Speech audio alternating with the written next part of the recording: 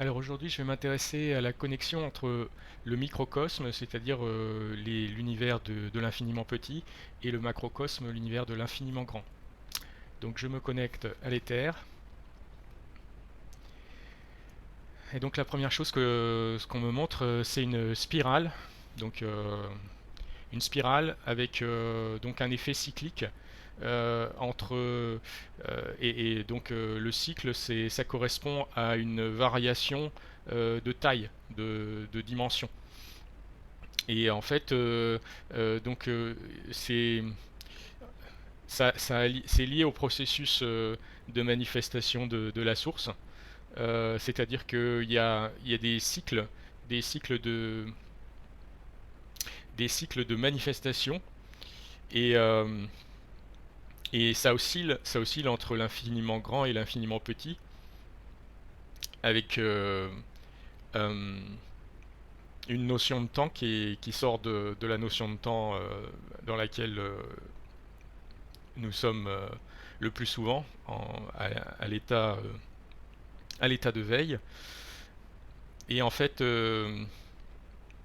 ça montre que en fait, la manifestation de la source, elle est toujours, elle a une certaine constance. La manifestation est toujours avec certaines règles qui sont intemporelles et qui sont hors de l'espace et du temps, donc hors de l'espace, c'est-à-dire indépendamment de la taille, que ce soit de l'infiniment grand ou l'infiniment petit. Et c'est pour ça qu'on retrouve des structures dans l'infiniment grand euh, qui se, que l'on retrouve aussi dans l'infiniment petit, parce que les mécanismes de manifestation de la source euh, sont, sont constants ou quasiment constants. Et en fait, c'est juste le temps et l'espace qui varient autour de cette manifestation de la source, qui elle est indépendante du temps et de l'espace. Donc c'est pour ça que, par exemple, la forme la structure de l'atome avec un noyau et des électrons qui tournent autour, donc une structure avec un centre et puis des satellites entre guillemets, ben en fait on la retrouve cette structure par exemple à l'échelle du système solaire où on a le noyau qui correspond au Soleil et puis les planètes qui tournent autour qui sont les satellites en fait du Soleil. Donc mais cette architecture-là, en fait, on la retrouve multi-échelle et en fait, elle est présente quelle que soit la taille et quel que soit le temps. C'est pour ça que aussi euh, ce, enfin, la notion de Big Bang, de cosmologique de Big Bang, de création de l'univers selon les scientifiques, la science officielle, elle est fausse parce que en fait, elle est pas, en tout cas, elle est incomplète. C'est pas tout à fait qu'elle est fausse, c'est qu'elle est incomplète. C'est-à-dire qu'en fait, il y a des cycles de contraction et d'expansion de l'univers, et à chaque fois, ça correspond à une variation d'échelle, de taille de la manifestation de la source. Donc en fait, la source, elle se contracte ou elle se rétracte en fonction de l'échelle de l'échelle spatiale, donc dans l'espace en termes de taille, ou en fonction du temps, puisqu'il y a, il y a quand même dans la matière une notion d'espace-temps et de temps qui passe, en tout cas perçu dans la matière. Et ça, c'est lié à cette, cette notion d'expansion et de contraction avec l'extrême c'est le Big Bang. Le Big Bang ça correspond en fait c'est pas ce que disent la science officielle, elle dit qu'il n'y a rien avant le Big Bang, mais en fait si simplement le Big Bang en fait c'est un moment sur cette spirale évolutive. C'est un moment particulier où l'espace est réduit, la dimension, la taille est réduite à son à son minimum. Et donc ça correspond à une contraction extrême du multivers. Et là, on ne parle pas de l'univers, on parle du multivers parce que il y a plusieurs univers qui sont parallèles et ça fait partie du même processus, hein, de manifestation de la source. Et c'est pour ça que, en fait, il y a un processus d'expansion qui correspond à un cycle de la spirale, enfin, une partie de la rotation de la spirale. On pourrait dire que quand ça tourne vers le bas, ça gonfle, hein, et puis quand ça remonte vers le haut, ça se rétracte.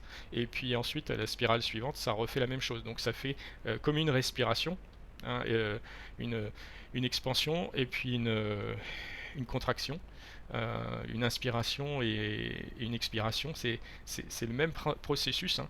Et c'est comme aussi un battement cardiaque, un peu. De toute façon, ces règles-là, ces règles fondamentales de la source, de manifestation, on les retrouve à plein de niveaux en fait.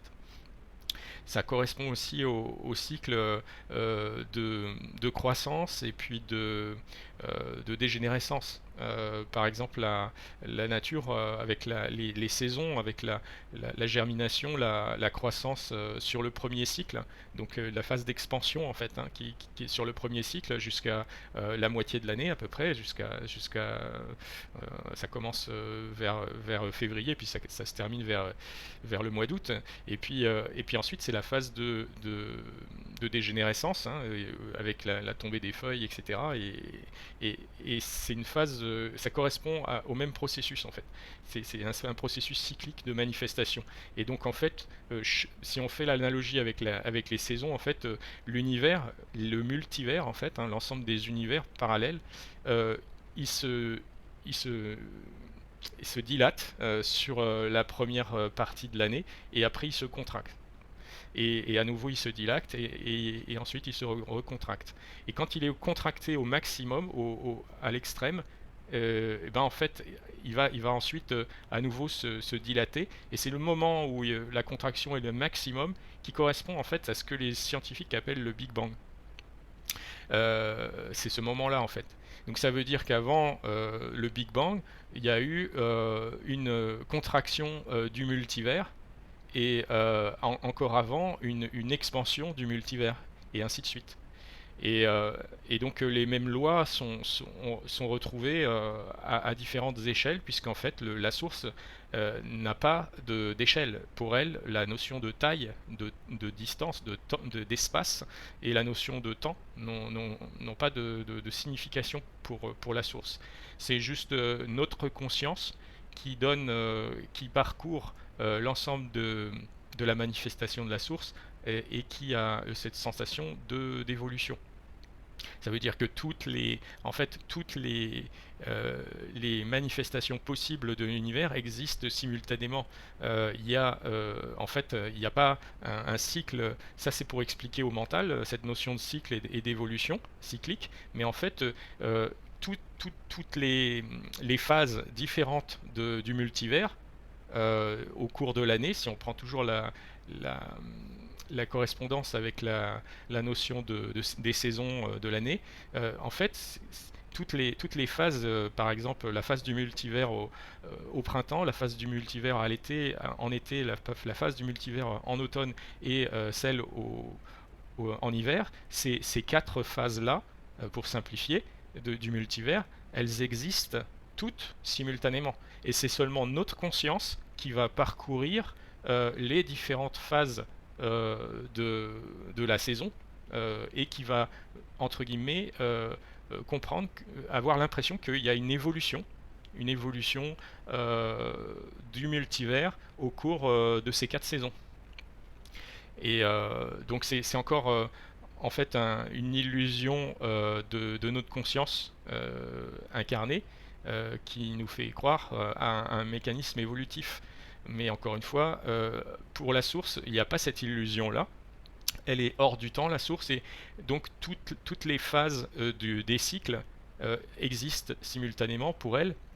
Elle manifeste tout en même temps. Et donc,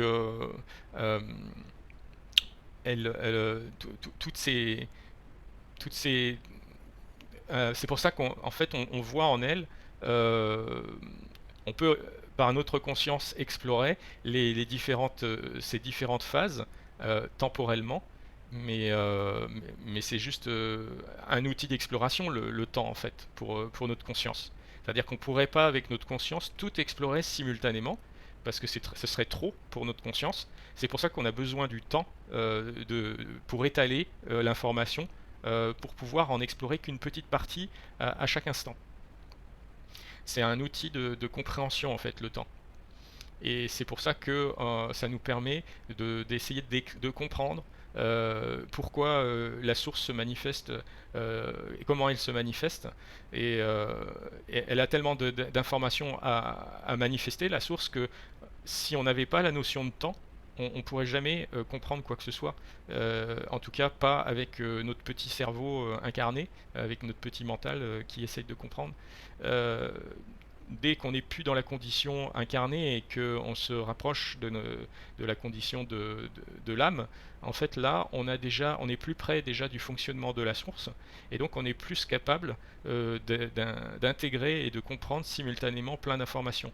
Et donc c'est pour ça on s'éloigne de cette notion de temps linéaire dont on avait besoin quand on était incarné, pour pouvoir comprendre notre environnement et donc la manifestation de la source. Et en fait, plus on monte vibratoirement et qu'on se rapproche de la source, et plus en fait on peut avoir une compréhension euh, instantanée, hors du temps, de toute la manifestation de la source à toutes ces échelles, hors de la notion d'échelle, de la notion de taille, de dimension. Et en fait, quand on arrive à la source, en fait, quand on fond dans la source, eh bien, on arrive à l'extrême de cette compréhension optimale, indépendamment du temps et indépendamment de la notion de taille, de distance, d'infiniment grand ou d'infiniment petit. On peut saisir tout en fait simultanément dans sa compréhension, dans sa perception. Et c'est ce que fait la source en fait. La source elle fait ça. Et c'est pour ça que c'est très difficile d'accès pour notre mental, de comprendre ça, parce qu'on n'est pas équipé hein, avec le mental pour saisir toutes ces informations simultanément, entre guillemets, parce que euh, ça veut dire que la notion de simultané, ça veut dire ça supprime la notion de temps en fait. Et c'est ça qui est fondamental. Euh, et en fait, l'espace et le temps vont ensemble parce que c'est deux dimensions qui sont en fait qui servent à la conscience pour explorer la manifestation de la source. C'est pareil, si tout était au même endroit, tout ce que la source crée était au même endroit, notre mental pourrait rien comprendre. C'est ce qui se passe justement quand on arrive au Big Bang. Euh, euh, Là, en fait, le multivers il est tellement contracté que toute la manifestation est au même endroit. Et comme toute la manifestation est au même endroit, notre mental ne peut rien comprendre à ce que c'est que la manifestation, puisqu'elle n'a pas d'espace, elle n'est pas déployée dans l'espace, elle n'a pas de taille, elle est infiniment petite. Et, euh, et donc en fait notre mental il a besoin que les choses, la manifestation de la source se fasse avec une notion d'espace, de distance, de taille, pour qu'on puisse séparer les différents objets et dire que tiens ça c'est telle galaxie et puis ça c'est telle autre galaxie, c'est pas la même, et si tout était concentré sur un seul point, eh ben, on ne pourrait pas savoir quelles sont les différentes galaxies, par exemple. On penserait qu'il n'y a rien, il n'y a plus rien, qu'il y a juste un point. Et c'est pour ça que notre mental ne peut pas intégrer ça, la notion de manifestation, hors de la notion d'espace, c'est-à-dire de taille. C'est pour ça que, en fait, tout ce qui est ce que la source montre en manifestation, elle le montre pour notre conscience à travers le temps et à travers l'espace, la taille, pour qu'on puisse comprendre quelque chose avec notre petit mental. Mais fondamentalement, cette notion de temps et d'espace, elle sert à rien d'autre qu'à ça. Pour la source, elle n'est pas nécessaire fondamentalement. La source, elle est hors de ça, et elle peut très bien faire se manifester, pourrait très bien se manifester hors du temps et hors de l'espace. Mais là, à ce moment-là, notre petit mental incarné, il comprendrait absolument rien. Il aurait l'impression qu'il n'y a rien qui existe en fait. Il aurait l'impression qu'il n'y a rien de manifesté, alors que ça peut très bien être pour autant le cas. La notion de l'infiniment grand, du macrocosme et du microcosme, de l'infiniment petit, est fortement connectée à la notion de temps et est fortement connectée à la notion de compréhension, de conscience de notre environnement en rapport avec ce que la source est capable de faire en termes de manifestation. Voilà, je vais arrêter là parce que c'est un peu compliqué.